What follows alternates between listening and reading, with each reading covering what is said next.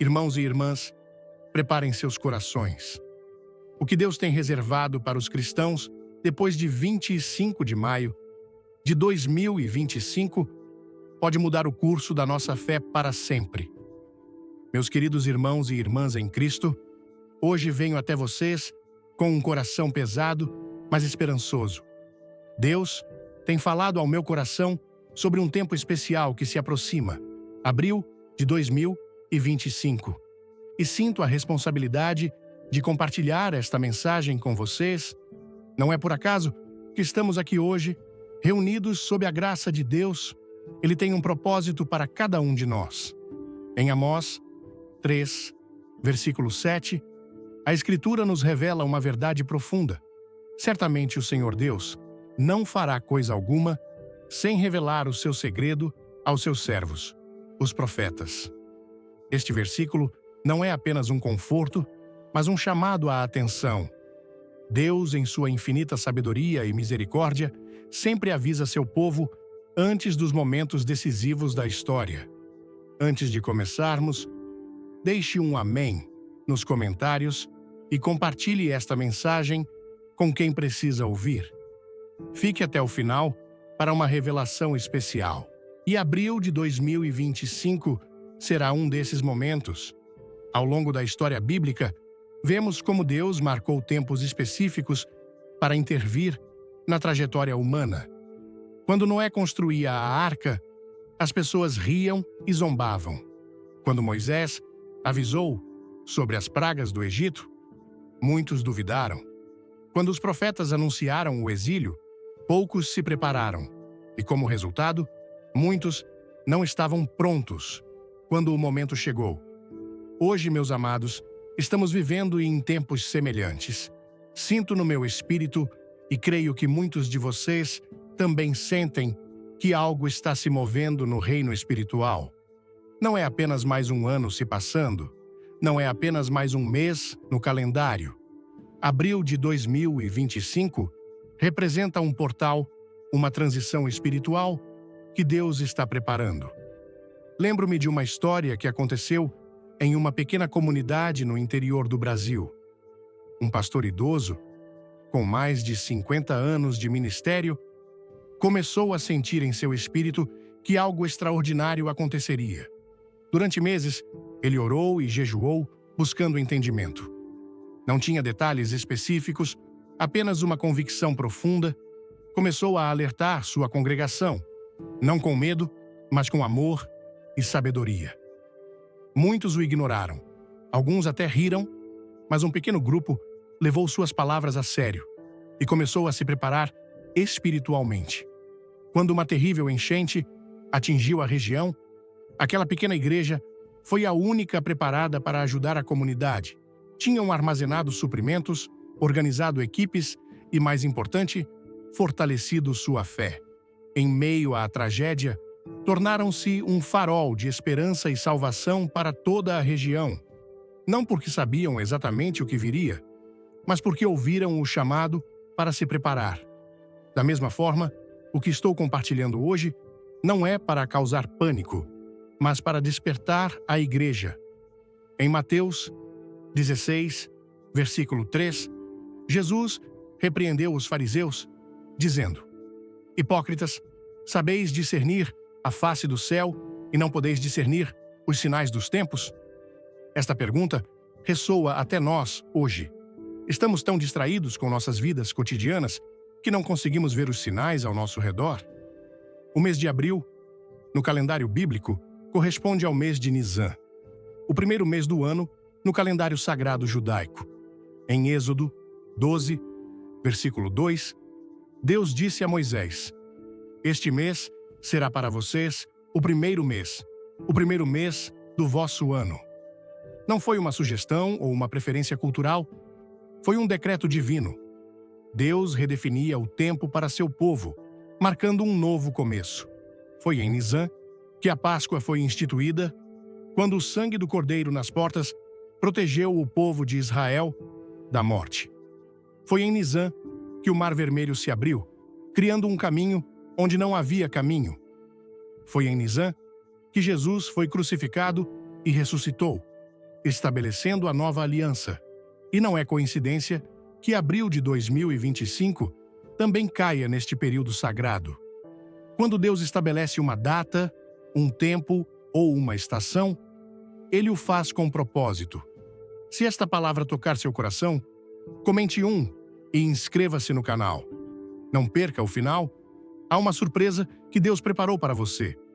Em Eclesiastes 3, versículo 1, Salomão escreveu: "Tudo tem o seu tempo determinado e há tempo para todo propósito debaixo do céu." Vivemos em tempos determinados dentro de um calendário divino, e abril representa uma dessas horas marcadas pelo céu.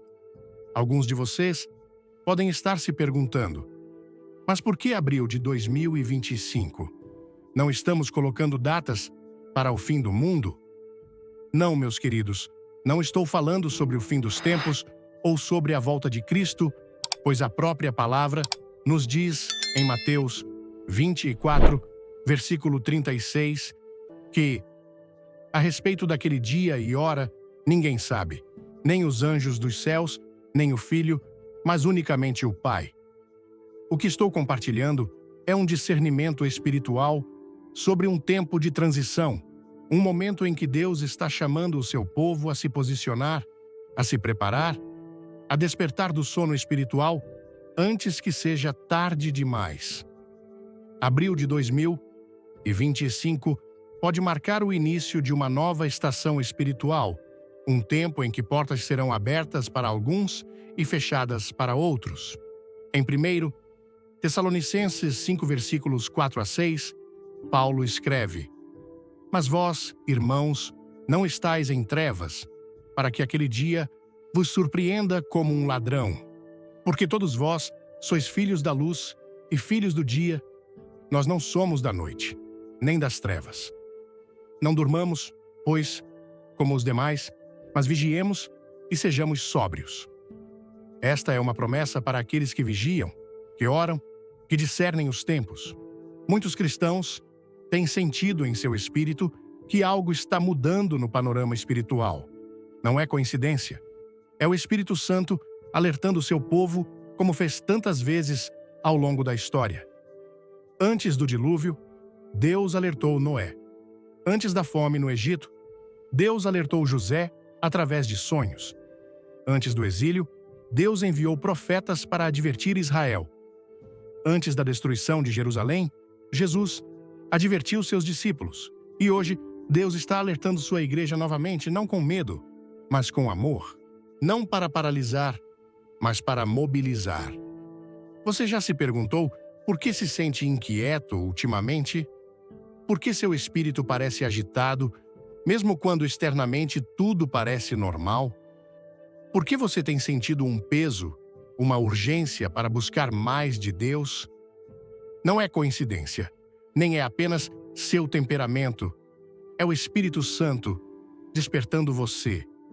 Em Apocalipse 3, versículos 2 e 3, o Senhor diz à igreja de Sardes: "Sê vigilante e consolida o restante que estava para morrer, porque não tenho achado as tuas obras perfeitas diante do meu Deus. Lembra-te, pois, do que tens recebido e ouvido, guarda-o e arrepende-te. Porquanto, se não vigiares, virei como ladrão, e não conhecerás de modo algum em que hora virei contra ti." Este é um chamado para despertar, para fortalecer o que resta, para voltar ao primeiro amor. Abril de 2025 não deve ser temido, mas abraçado como uma oportunidade de realinhamento espiritual. No livro de Atos, capítulo 2, vemos como o Espírito Santo desceu sobre os discípulos no dia de Pentecostes. Queridos, curtam este vídeo se sentirem o Espírito Santo falando com vocês, compartilhem e assistam até o fim para uma bênção inesperada. Eles estavam preparados, reunidos em um só lugar, em oração e comunhão. Quando o momento chegou, estavam prontos para receber o que Deus tinha para eles. E o resultado foi poderoso. 3.000 pessoas se converteram naquele dia. Da mesma forma, Deus está chamando sua igreja a se preparar, a se posicionar a estar pronta para o que Ele quer fazer a partir de abril de 2025. Não é sobre prever o futuro, mas sobre estar em sintonia com o coração de Deus. Em Hebreus 12, versículos 26 e 27, lemos: Aquele cuja voz então abalou a terra, agora, porém, fez esta promessa: Ainda uma vez por todas, farei abalar não só a terra, mas também o céu. Ora, esta palavra, ainda uma vez por todas, significa a remoção dessas coisas abaladas, como coisas criadas, para que permaneçam as coisas inabaláveis. Deus está sacudindo tudo o que pode ser sacudido, não para destruir, mas para purificar, não para punir, mas para preparar sua igreja para o que está por vir.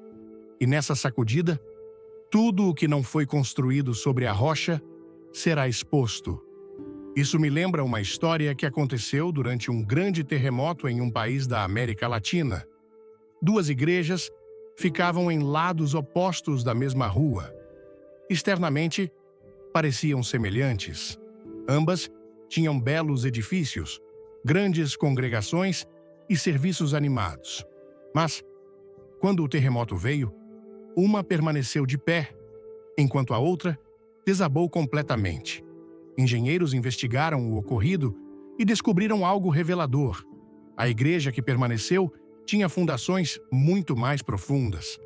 Durante a construção, seu pastor insistiu em gastar mais tempo e recursos nas fundações, mesmo quando isso não era visível para ninguém. A outra igreja havia economizado nas fundações para gastar mais na aparência externa. Esta história nos ensina uma verdade espiritual profunda. O que determina se permaneceremos firmes nos tempos de abalo não é o que os outros veem, mas o que está escondido nas profundezas do nosso ser, nossa relação íntima com Deus.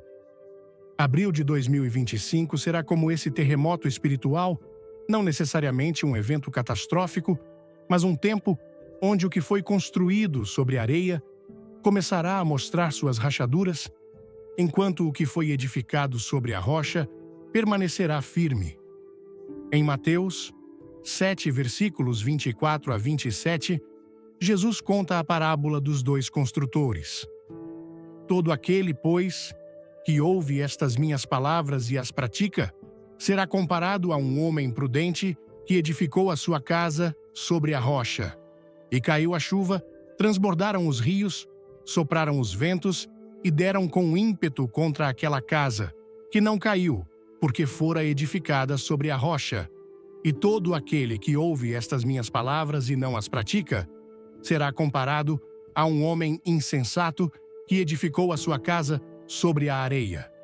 E caiu a chuva, transbordaram os rios, sopraram os ventos e deram com ímpeto contra aquela casa, e ela desabou, sendo grande a sua ruína. Antes de tudo, cliquem no like, se creem no poder de Deus. Inscrevam-se e fiquem até o final para um momento que vai transformar sua fé. Esta parábola não é apenas uma linda história, é um aviso direto para nós hoje. A diferença entre os dois construtores não estava em ouvir as palavras de Jesus. Ambos as ouviram. A diferença estava em praticá-las. E abril de 2025 será um tempo onde essa diferença se tornará evidente. Muitos cristãos hoje têm construído suas vidas espirituais sobre areia. Emoções passageiras, experiências superficiais, encontros momentâneos com Deus, sem um compromisso profundo de obediência diária. Outros têm edificado sobre a rocha, comunhão íntima com Deus, estudo profundo da palavra, obediência, mesmo quando custa, fidelidade, mesmo quando ninguém está vendo. Em Amós 8, versículo 11, Deus adverte: Eis que vem dias, diz o Senhor Deus, em que enviarei fome sobre a terra, não fome de pão, nem sede de água, mas de ouvir as palavras do Senhor. Este tipo de fome espiritual ocorre quando o povo tem ignorado os avisos por muito tempo e chega a um ponto onde já não ouve. não porque Deus tenha parado de falar, mas porque o coração se endureceu. Por isso, meus queridos irmãos e irmãs, estou compartilhando este aviso hoje. Abril de 2025 pode ser essa janela onde o céu ainda está aberto, mas que não permanecerá assim para sempre. É um tempo de graça, um tempo de preparação, um tempo de decidir de que lado queremos estar. Em Josué 24, versículo 15, lemos o desafio de Josué ao povo de Israel. Porém, se vos parece mal servir ao Senhor, escolhei hoje a quem sirvais. Eu e a minha casa serviremos ao Senhor. Este mesmo desafio ecoa para nós hoje. Escolhei a quem servireis. O tempo de ficar em cima do muro, o tempo de compromisso superficial, o tempo de religiosidade sem poder está chegando ao fim. Abril de 2025 não é apenas uma data no calendário. É um chamado para decisão, um convite para aprofundar, uma oportunidade de preparação para o que Deus está fazendo nesta geração. Como as virgens prudentes da parábola em Mateus 25, que tinham óleo suficiente em suas lâmpadas quando o noivo chegou, Deus está nos chamando para ter reservas espirituais, para manter nossas lâmpadas acesas em tempos de escuridão. A boa notícia é que ainda há tempo. Ainda podemos nos preparar, ainda podemos nos arrepender, ainda podemos realinhar nossas vidas com o propósito de Deus. Em Joel 2 versículos 12 e 13, Deus faz um convite amoroso. Ainda assim, agora mesmo, diz o Senhor, convertei-vos a mim de todo o vosso coração, e isso com jejuns, com choro e com pranto. Rasgai o vosso coração e não as vossas vestes, e convertei-vos ao Senhor, vosso Deus, porque Ele é misericordioso e compassivo, e tardio em irar-se, e grande em benignidade, e se arrepende do mal. Este é o coração de Deus para nós hoje. Ele não deseja o julgamento, mas a restauração. Não deseja a condenação, mas a redenção. Ele está estendendo sua mão de misericórdia antes que o tempo de juízo chegue.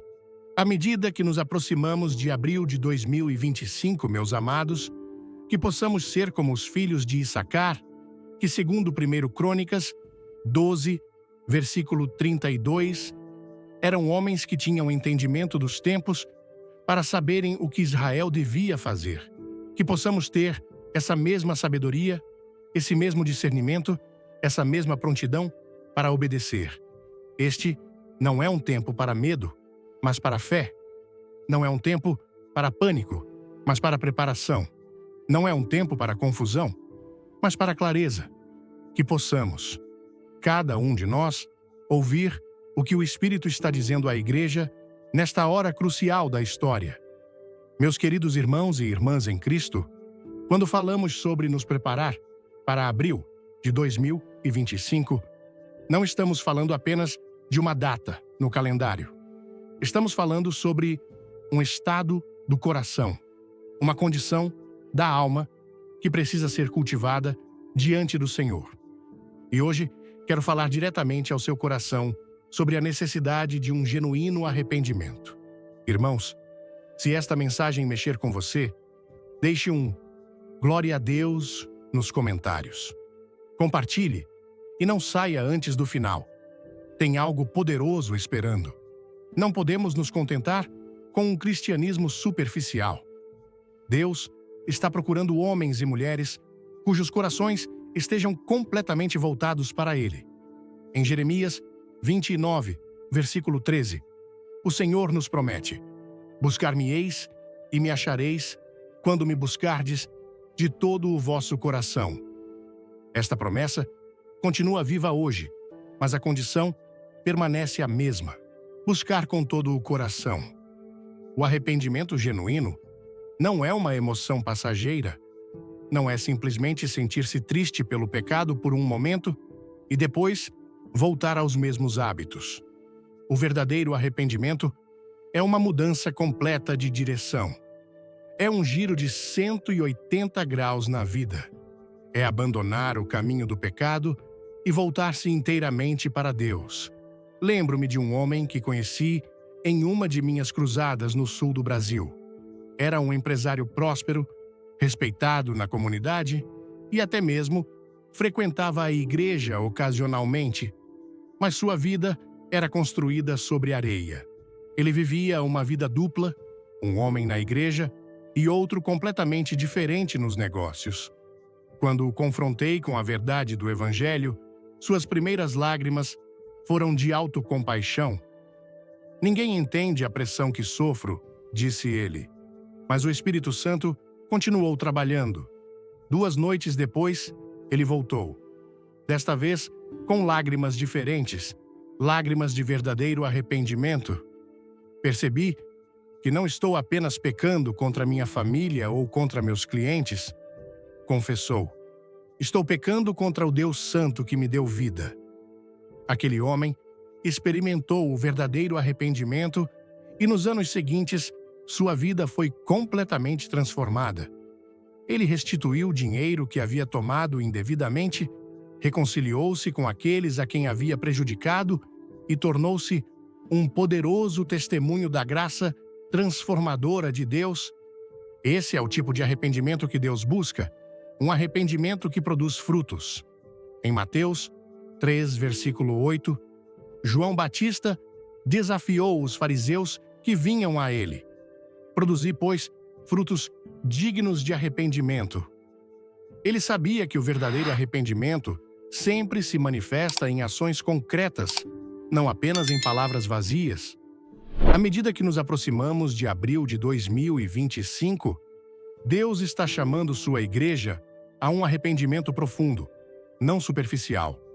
Em Joel 2, versículo 13, o Senhor nos instrui: "Rasgai o vosso coração e não as vossas vestes, e convertei-vos ao Senhor, vosso Deus." Rasgar as vestes era um sinal exterior de luto e arrependimento na cultura hebraica. Mas Deus estava dizendo: "Não quero apenas demonstrações exteriores, quero seu coração quebrantado diante de mim."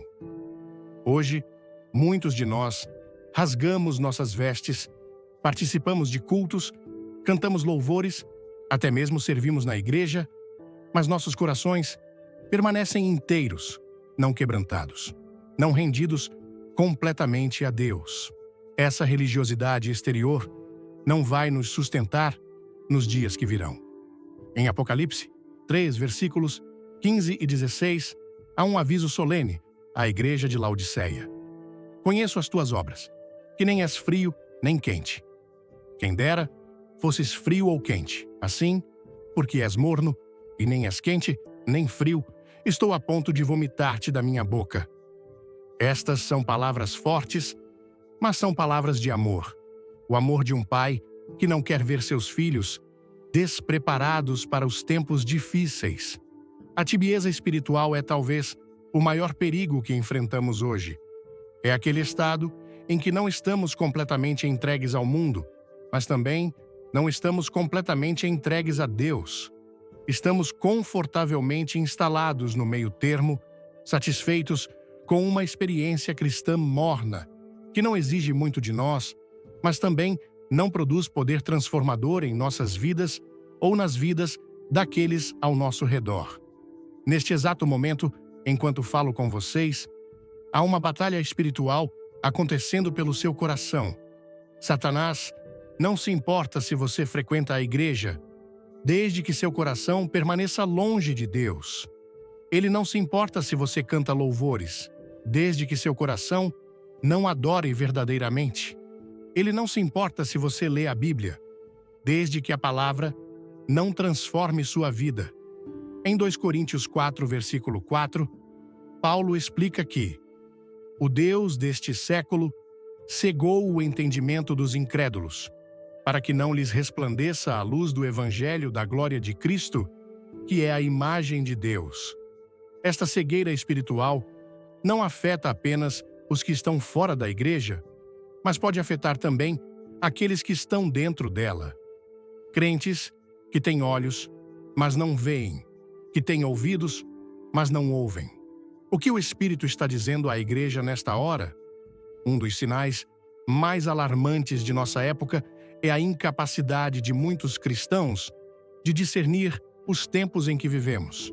Jesus repreendeu os fariseus por isso, em Lucas 12, versículo 56.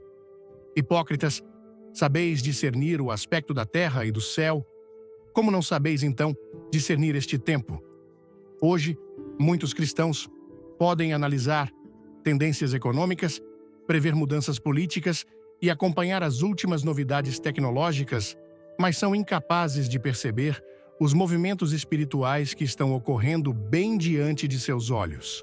Existe uma cegueira espiritual que só pode ser curada pelo toque de Deus. Em Efésios, versículo 17, Paulo ora pelos cristãos de Éfeso, para que o Deus de nosso Senhor Jesus Cristo, o Pai da Glória, vos conceda espírito de sabedoria e de revelação no pleno conhecimento dele. Precisamos dessa mesma oração hoje, que os olhos do nosso coração sejam iluminados para vermos o que Deus está fazendo neste tempo, para discernirmos os sinais espirituais que muitos estão perdendo. Em 1 Crônicas 12, versículo 32, a Bíblia fala dos filhos de Issacar, homens que sabiam discernir os tempos com consciência do que Israel devia fazer. Em cada geração, Deus levanta pessoas como os filhos de Issacar, pessoas com discernimento espiritual, que compreendem os tempos e sabem como o povo de Deus deve responder. Permita-me compartilhar uma história que ilustra o poder do discernimento espiritual. Na década de 1930, um pastor alemão chamado Dietrich Bonhoeffer percebeu o perigo que o nazismo representava, não apenas para seu país, mas para a própria fé cristã. Enquanto muitos líderes religiosos se comprometiam com o regime ou simplesmente permaneciam em silêncio, Bonhoeffer levantou sua voz em oposição. Ele viu o que outros não conseguiam ou não queriam ver, que o nazismo era incompatível com o Evangelho de Cristo. Bonhoeffer pagou com sua vida por esse discernimento, mas sua coragem e clareza espiritual continuam inspirando cristãos até hoje. Ele estava atento aos sinais dos tempos e respondeu com fidelidade, mesmo quando isso custou tudo. À medida que nos aproximamos de abril de 2025, precisamos desse mesmo tipo de discernimento, a capacidade de ver, além da superfície, de compreender os movimentos espirituais por trás dos eventos mundiais, de ouvir a voz de Deus em meio ao clamor de tantas outras vozes. Em 1 João 4, versículo 1, somos instruídos: Amados, não creiais em todo espírito, mas provai se os espíritos são de Deus, porque muitos falsos profetas têm saído pelo mundo. Este discernimento espiritual será cada vez mais crucial nos dias que virão. O engano não virá rotulado como engano, virá disfarçado de verdade, até mesmo de espiritualidade. Jesus nos advertiu, em Mateus 24, versículo 24, que surgirão falsos cristos e falsos profetas, operando grandes sinais e prodígios, para enganar, se possível, os próprios eleitos. Note que Jesus não diz que estes falsos mestres tentarão enganar os descrentes, mas os próprios eleitos, o povo de Deus. Como podemos desenvolver o discernimento necessário para estes tempos? Primeiro, através de um profundo conhecimento da Palavra de Deus. Em Hebreus 5, versículos 13 e 14, lemos: Ora, todo aquele que se alimenta de leite é inexperiente na palavra da justiça, porque é criança. Mas o alimento sólido é para os adultos, para aqueles que, pela prática, têm as faculdades exercitadas para discernir tanto o bem como o mal. O discernimento vem através da prática, do exercício constante de nossas faculdades espirituais, da imersão diária na Palavra de Deus. Não podemos esperar discernir corretamente os tempos se nosso conhecimento bíblico é superficial ou fragmentado. Segundo, o discernimento vem através da intimidade com o Espírito Santo. Em João 16, versículo 13, Jesus prometeu: "Quando vier, porém, o Espírito da verdade, ele vos guiará a toda a verdade, porque não falará por si mesmo, mas dirá tudo o que tiver ouvido e vos anunciará as coisas que hão de vir." O Espírito Santo é nosso guia, nosso mestre, aquele que nos revela as coisas que estão por vir. Mas essa revelação não é automática. Ela vem através de uma vida de comunhão íntima com o Espírito. Em Atos 13, versículo 2, lemos: "E servindo eles ao Senhor, e jejuando, disse o Espírito Santo: Separai-me agora, Barnabé e Saulo, para a obra a que os tenho chamado." Note que o Espírito falou enquanto eles estavam servindo ao Senhor e jejuando, em um estado de profunda comunhão e busca espiritual. À medida que nos aproximamos de abril de 2025, Deus está despertando seus escolhidos, aqueles que não se contentarão com um cristianismo superficial, aqueles que anseiam por mais de sua presença, mais de sua palavra, mais de seu poder. Em todas as partes do mundo, vejo sinais deste despertar. Pessoas comuns sendo tocadas por um desejo sobrenatural de buscar a Deus como nunca antes. Uma jovem mãe no Rio de Janeiro me contou como sentiu um chamado inexplicável para levantar-se às 4 da manhã para orar, algo que nunca havia feito antes. "Não consigo explicar", disse ela, "mas sinto que Deus está me preparando para algo importante. Há uma urgência no meu espírito que não posso ignorar. Um empresário em São Paulo vendeu sua empresa lucrativa para dedicar-se integralmente ao ministério. Sei que parece loucura pelos padrões do mundo", explicou, "mas tenho absoluta certeza de que este é o tempo. Deus está me chamando para estar totalmente disponível para o que Ele quer fazer." Um pastor em Recife reorganizou completamente sua agenda ministerial, cancelando programas que, embora bem-sucedidos, não estavam produzindo verdadeiro crescimento espiritual. "Percebi que estávamos muito ocupados, mas não necessariamente produtivos no reino", confessou. "Deus está nos chamando de volta ao essencial: oração, palavra, discipulado profundo. Estes são apenas alguns exemplos dos muitos sinais de que Deus está despertando seus escolhidos para este tempo específico. Mas lembre-se, os escolhidos não são uma elite espiritual predeterminada, são simplesmente aqueles que respondem ao chamado de Deus com todo o coração. Como Jesus disse em Mateus 22, versículo 14, "Porque muitos são chamados, mas poucos escolhidos." O chamado é amplo, mas a resposta determina quem são os escolhidos. Em Romanos 8, versículos 29 e 30, Paulo explica: "Porquanto aos que de antemão conheceu, também os predestinou para serem conformes à imagem de seu Filho, a fim de que ele seja o primogênito entre muitos irmãos. E aos que predestinou, a esses também chamou. E aos que chamou, a esses também justificou. E aos que justificou, a esses também glorificou." Este é o plano de Deus, que sejamos conformados à imagem de Cristo. Mas essa conformação não acontece automaticamente. Exige nossa cooperação, nossa rendição diária. Em Filipenses 2, versículos 12 e 13, somos exortados: "Desenvolvei a vossa salvação com temor e tremor, porque Deus é quem efetua em vós tanto o querer como o realizar, segundo a sua boa vontade." Há uma parceria divino-humana no processo de transformação. Deus inicia e capacita, mas nós devemos responder e cooperar. À medida que nos aproximamos de abril de 2025, essa parceria se torna ainda mais crucial. Deus está preparando um povo que estará pronto para o que Ele quer fazer neste tempo específico da história. Não um povo perfeito, mas um povo disponível. Não um povo sem falhas, mas um povo com corações rendidos. não um povo sem lutas, mas um povo com espíritos determinados a seguir a Cristo, custe o que custar. Em Oséias 6, versículo 3, encontramos esta bela exortação: conheçamos e prossigamos em conhecer ao Senhor.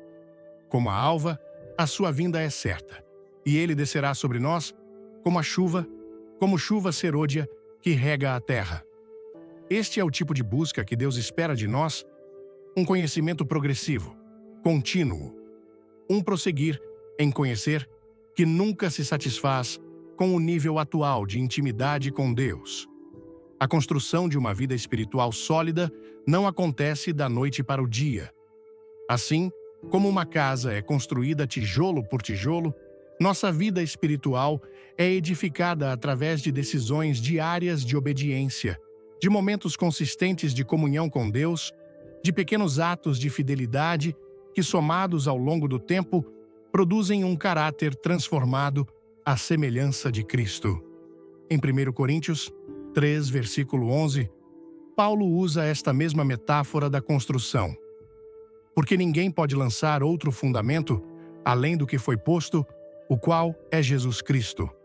Contudo, se alguém edifica sobre o fundamento ouro, prata, pedras preciosas, madeira, feno, palha, manifesta se tornará a obra de cada um, pois o dia a demonstrará, porque está sendo revelada pelo fogo, e qual seja a obra de cada um, o próprio fogo o provará. Este texto nos lembra que, embora todos os verdadeiros crentes estejam edificados sobre o mesmo fundamento, Jesus Cristo, o material que escolhemos para construir nossa vida espiritual, varia tremendamente. Alguns constroem com materiais preciosos e duradouros, enquanto outros constroem com materiais temporários e combustíveis.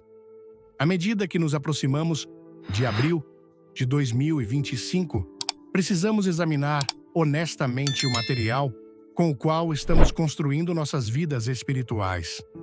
Estamos investindo em ouro, prata e pedras preciosas, valores eternos, relacionamentos que glorificam a Deus, ministério que transforma vidas? Ou estamos gastando nosso tempo, talentos e recursos em madeira, feno e palha? Prazeres momentâneos, conquistas sem valor eterno, atividades que parecem espirituais, mas não produzem fruto duradouro? Em 2 Timóteo 2, versículo 20, Paulo oferece outra metáfora poderosa. Ora, numa grande casa não há somente utensílios de ouro e de prata. Há também de madeira e de barro, alguns para honra, outros, porém, para desonra.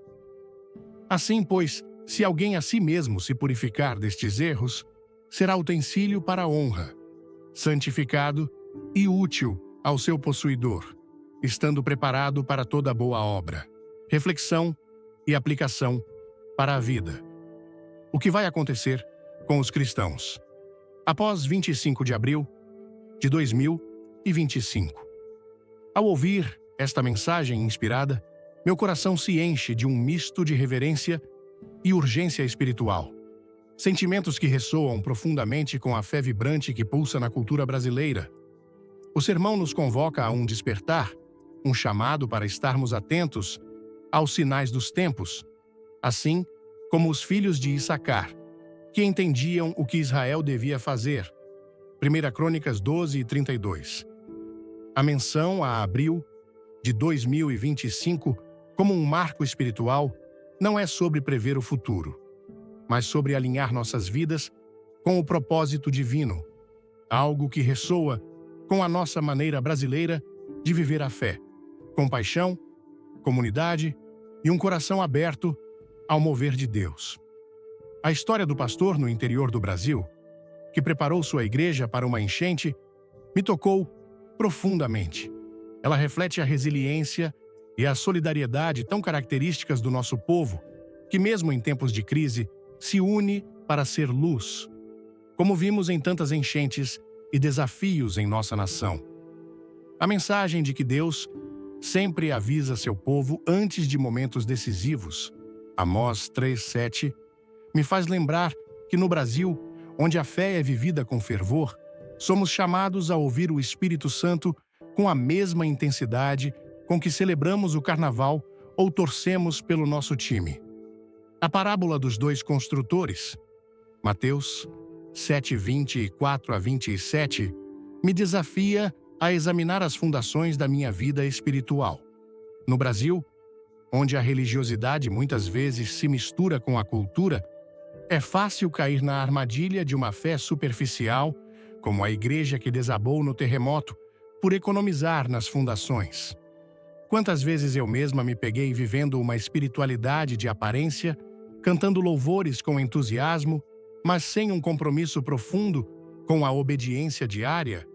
A mensagem de abril de 2025 me confronta com a necessidade de construir sobre a rocha, Jesus Cristo, através de uma comunhão íntima, estudo da palavra e ações concretas de amor e serviço.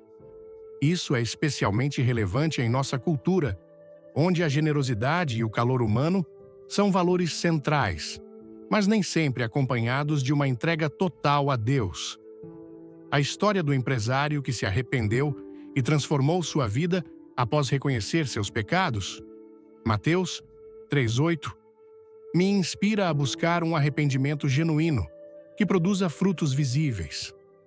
No Brasil, onde as relações familiares e comunitárias são tão valorizadas, esse tipo de transformação pode impactar não apenas o indivíduo, mas também sua família, amigos e até mesmo a comunidade local, como vemos nas histórias de redenção que ecoam em nossas igrejas. A advertência contra a tibieza espiritual, Apocalipse 3:15-16, é um alerta para que eu não me acomode em uma fé morna, algo que, em um país de extremos como o nosso, pode ser um risco sutil, disfarçado por uma rotina religiosa vibrante, mas sem profundidade.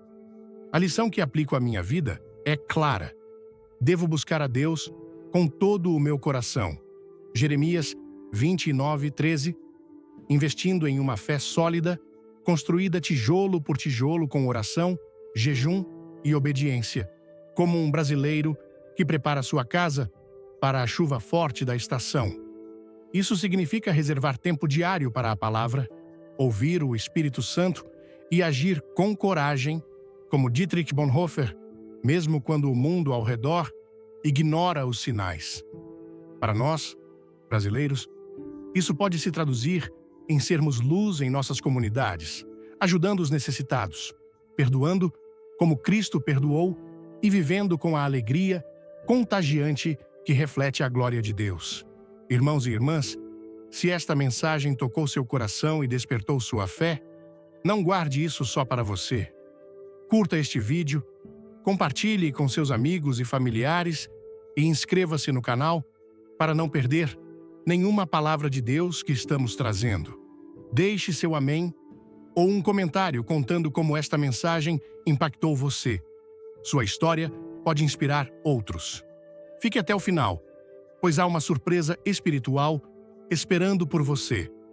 Vamos juntos nos preparar para o que Deus tem para nós em abril de 2025.